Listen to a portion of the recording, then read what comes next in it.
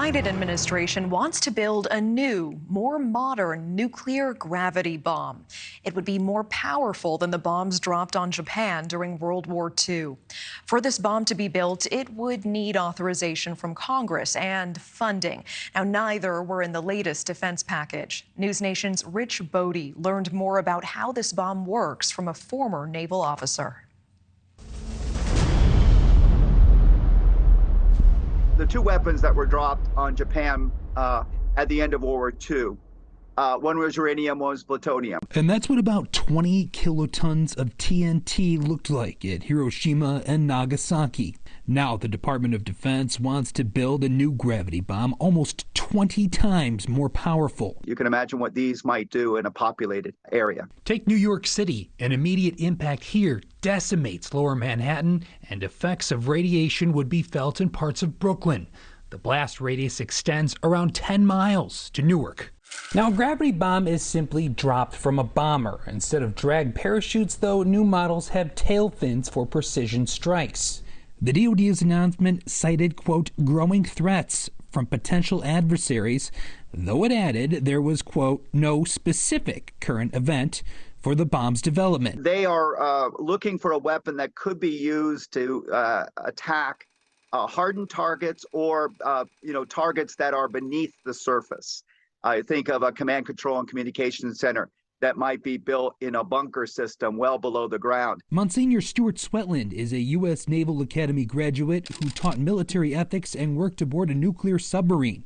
He's the current president of Donnelly College. Swetland says this bomb can penetrate the Earth, producing ground shock coupling. That's when the explosion creates a seismic force capable of destroying a structure while limiting fallout. But radioactive material would still reach the atmosphere. The 2023 Nuclear Posture Review was released in October and labeled China and Russia as nuclear adversaries.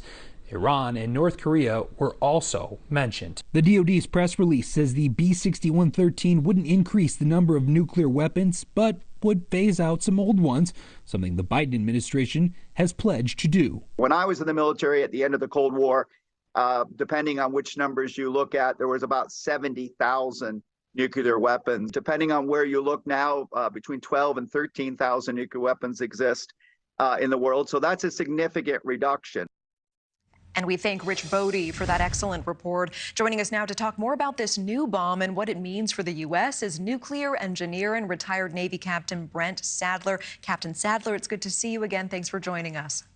Good evening. Thanks for having me back. So the U.S. says that this new weapon would give the military more options. Is this a good thing in your eyes? Tell us why we shouldn't be concerned about mutually assured destruction. Well, sadly, I think we have to be worried about mutually assured destruction still. Russia really hasn't changed too much since the fall of the Soviet Union, at least from the strategic nuclear threat.